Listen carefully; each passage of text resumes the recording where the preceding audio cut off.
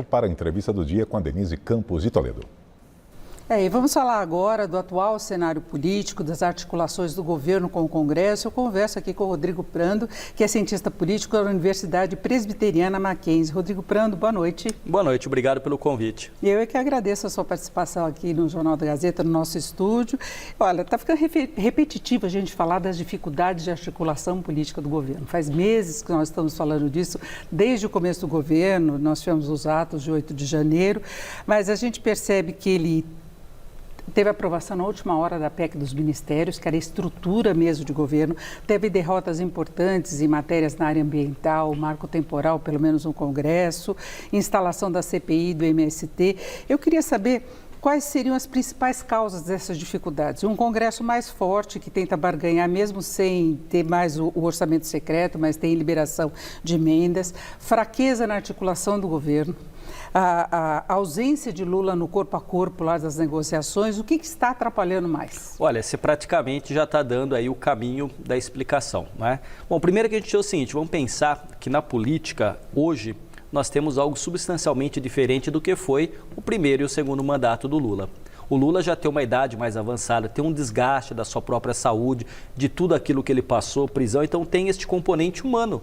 Ele é um ser humano, né? Embora um líder com carisma, com capacidade política, ele tem hoje as suas limitações, como todos nós temos as nossas. Mas, para além disso, há um dado objetivo. Este é um Congresso que foi eleito, um Congresso cujo perfil é um perfil de centro-direita. E ali você tem conservadores, você tem liberais, e não se pode excluir a presença de atores políticos de uma extrema-direita, que faz barulho e continuará fazendo barulho. Então ele tem que negociar com este Congresso, lembrando que o presidente do Congresso, que acabou sendo reeleito com o apoio Arthur Lira, ganhou uma dimensão e uma musculatura política muito grande durante o período do governo de Jair Bolsonaro. O que significa isso? Significa que poder, quando se conquista na política, muito dificilmente aquele ator que tem poder quer retroceder. Ele, no mínimo, quer manter e, no caso de Arthur Lira, se possível, ampliar. Então, o presidente Lula necessariamente tem que estar mais presente na articulação política e, é claro, não pode jogar apenas para os seus ministros, né? Para o Costa e também para a Padilha. A grande questão é que os dois tem que estar mais próximo do presidente e o presidente tem que fazer este meio de campo como ele sempre fez. E uma coisa que ele costuma fazer e começou agora são os famosos churrascos, que é para distensionar e conversar mais proximamente com os políticos. Agora, até Lira cobrou do presidente Lula uma articulação mais eficiente no Congresso. Ele aprovou algumas pautas ou ele defendeu algumas pautas que são mais pautas de país, como a questão do arcabouço fiscal. Isso ele conseguiu, mas ele já falou que não admite retrocesso com a questão do marco do saneamento, né, que o governo quis mexer. E uma outra coisa que chama atenção no atual mandato de Lula é que ele não tem aquele tom conciliador, por exemplo, em pautas econômicas. Ele voltou muito àquela postura mais de esquerda, sim, ouvindo a base dele, as críticas que ele faz ao Banco Central, o tom dessas críticas é muito pesado. Ele arranja confusão, inclusive, no âmbito internacional, o apoio dado a Maduro, a forma como ele criticou os Estados Unidos. Teria isso a ver com esse histórico que você falou, não só a idade, mas alguma mágoa pelo processo eleitoral, impeachment da Dilma? Eu acho que tem tudo isso também. Agora, vamos pensar o seguinte, existe na política o conteúdo e a forma. Muitas vezes, Lula tem uma ideia do conteúdo da política, mas a forma não é a mais apropriada. Então, vamos supor, essa questão do discurso em relação à economia. Será que ele substancialmente tem a crença de que vai fazer algo de muito diferente, vai dar uma guinada? Ele não pensa isso. Ele é, de fato, um conciliador. Ser conciliador, no caso do Lula, vem desde o sindicato, no ABC.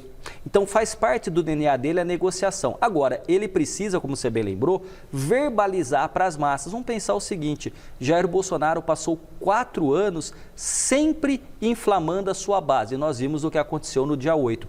O Lula, portanto, tem que fazer acenos ao centro? Tem. Ele fez nas eleições. Há uma crítica de que ele teve um apoio, mas que não está governando com aquela frente ampla que foi prometida. Mas, de qualquer maneira, essa verbalização, essas críticas ao presidente do Banco Central, aos juros, são muito mais para animar a sua militância, que ele não pode perder, do que, de fato, algo que ele vai modificar. Agora, tudo isso coloca num processo mais amplo, né? Que é um processo, inclusive, de desgaste de um partido que teve na figura do Lula, Denise, eu costumo lembrar, né, que desde 89 Lula é candidato. Nós estamos em 2023. Ele é a figura mais presente na nova república no Brasil e isso, obviamente, desgasta, como, por exemplo, os protestos completados 10 anos agora de 2013 tiveram como foco central o governo da presidente Dilma, que naquele momento era a presidente da República.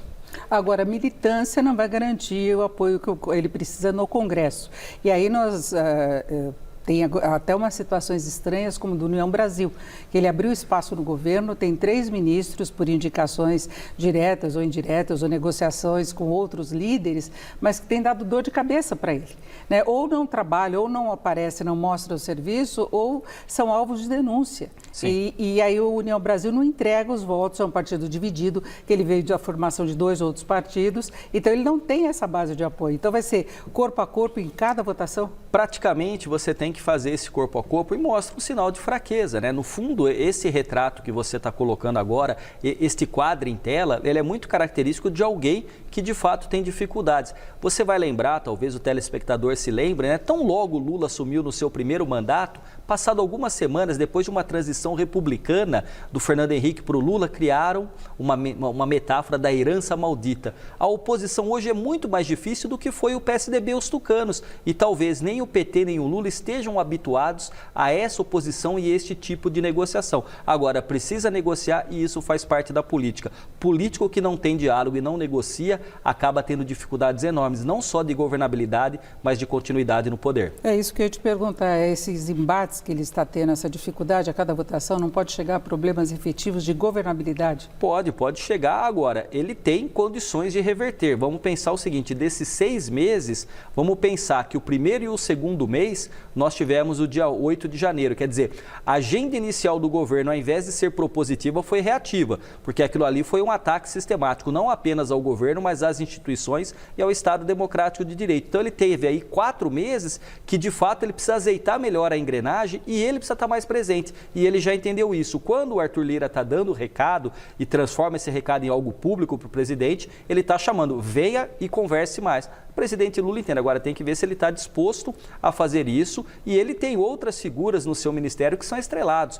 Quantos presidentes tem o ministério com tanta gente que foi candidata a presidente? Haddad, Alckmin, Simone Tebet, Marina Silva. Então ele tem ali quadros de excelente qualidade da política brasileira. Agora, como você bem coloca, teve que negociar, teve que abrir espaço para outros partidos e, inclusive, até o momento ele não mexeu nesses ministros que estão dando problema, o que mostra que ele está tentando acomodar e evoluir um pouco mais na política. E tem a questão também de Bolsonaro, que ele está numa posição fragilizada, não é? Ele é alvo de várias investigações, ele pode ficar inelegível, dependendo do encaminhamento dos processos, e tem surgido fatos novos de assistentes diretos dele que estariam articulando um golpe de fato. Né? Então, nós temos a CPI em andamento, que foi proposta por opositores ao atual governo, achando que eles poderiam criar palanque, e, na verdade, tem surgido aí vazamentos de conversas de celulares, tem a questão das joias, que ficou até em segundo plano, isso às vezes até chama atenção, que é uma situação complicada para Bolsonaro, mas ficou durante um tempo em segundo plano, exatamente pelas dificuldades de Lula no Congresso, dos fatos que ele criou na política internacional, né?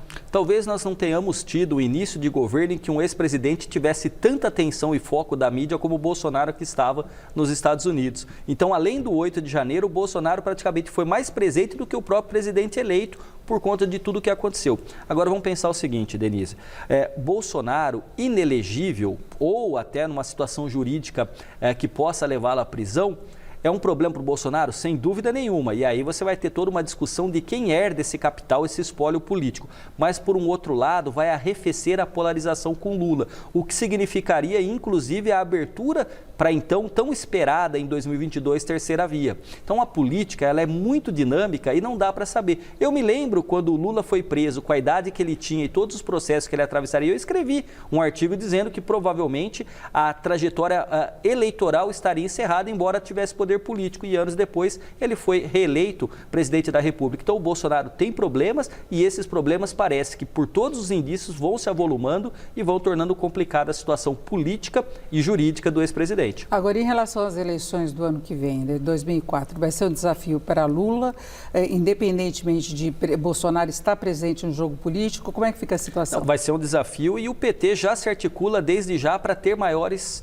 e melhores prefeituras no sentido aí de mais orçamento, né, em termos não apenas quantitativo, qualitativo. Então, o PT precisa fazer um grande número de prefeituras, mas alguns partidos que ganharam força, como o PL, União Brasil, também vão entrar nessa seara disputando poder político nas prefeituras. E aí, claro, a lógica do poder local, da prefeitura, do vereador, ela é um pouco distante daquilo que acontece em Brasília. Mas aquilo que acontece em Brasília também tem reflexos nessa política, inclusive da presença ou não dos presidentes, dos senadores, dos deputados, né, dos governadores na realidade local. Então vai ser uma disputa interessante e aí nós vamos ver depois qual é o balanço nessa eleição municipal vindoura de petismo, lulopetismo e bolsonarismo. Eu acho que isso vai ficar mais claro nas próximas eleições. Porque tem uma força dos municípios mesmo, da população, uma visão diferente de política, talvez buscando aquele que pode gerenciar melhor os problemas das cidades.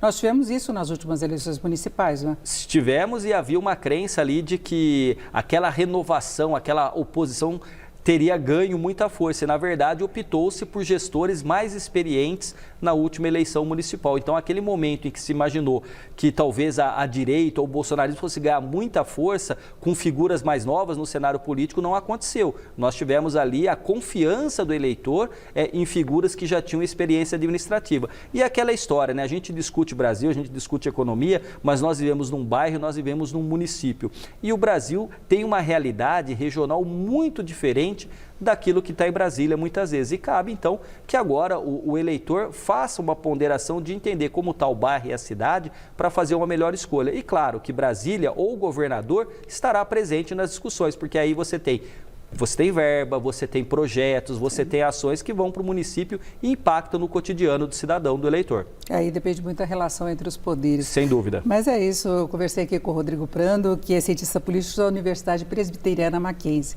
Rodrigo Prando, muito obrigada. Eu que agradeço o convite, um abraço e boa noite a todos. Boa noite.